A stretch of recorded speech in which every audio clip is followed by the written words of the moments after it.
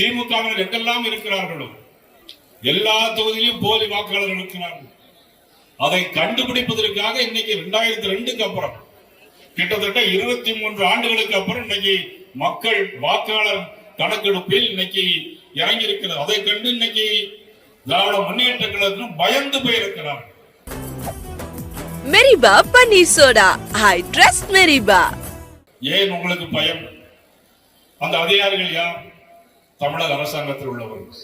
எது மத்திய அரசு ஊழியர்கள் வரப்போகிறார்கள்? இல்லை.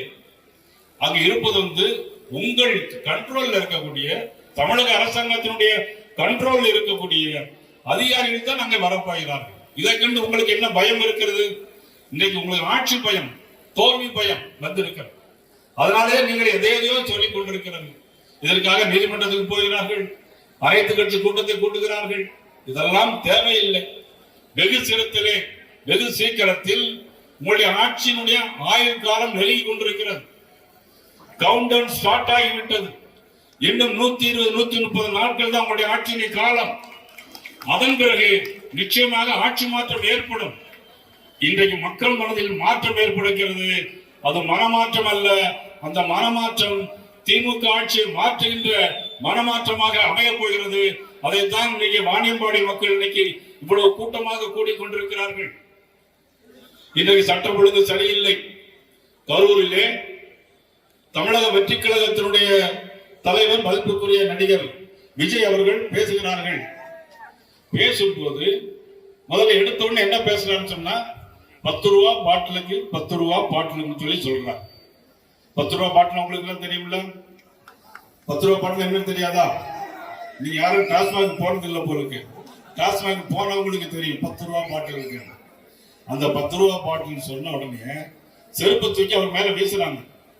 ஜனநாயகத்தில் ஒருத்தருக்கு பேசுவதற்கு உரிமை இருக்கு.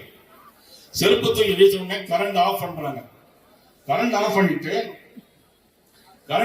என்ன பண்றாங்கன்னா போலீஸ் லத்தி சார்ஜ் நடக்குது. அதில் பாத்தீங்கன்னா 10 வயது குழந்தை, சிறிய குழந்தை, வயது முதியோர்கள் மிதிப்பட்டு நசுங்கி சாகிறார்கள். ஆனால் முதலமைச்சர் இரவோடு இரவாறு வருவார்கள். நான் கேட்கிறேன், யாரை காப்பாற்றுவதற்காக 41 பேர் இறந்து போறார்கள். யாரை காப்பாற்றுவதற்காக இவ்வளவு அவசரமாக சென்னையிலே வந்து இறந்து போனவர்கள் தான். சென்னையிலிருந்து இரவோடு இரவாக போஸ்ட் மாடலை முடித்து விட்டு காலை 5 மணிக்கெல்லாம் முதலமைச்சர் சென்னைக்கு திரும்பி விட்டார். காரணம் திமுகவிற்கு அது முக்கிய பங்கேற்பு. சிபிஐ விசாரணை இன்றைக்கு எடுத்திருக்கிறார்கள். சிபிஐ விசாரணை முடிந்தால் யாரெல்லாம் அதிலே 41 பேர் இறந்து போனதற்கு யாரெல்லாம் காரணம் என்பதை கண்டுபிடித்து தக்க தண்டனை வழங்கப்படும் என்பதை இந்த நேரத்தில் நான் தெரிவித்துக் கொள்கிறேன். மெரிபா பன்னீர் சோடா, ஐ ட்ரஸ்ட் மெரிபா.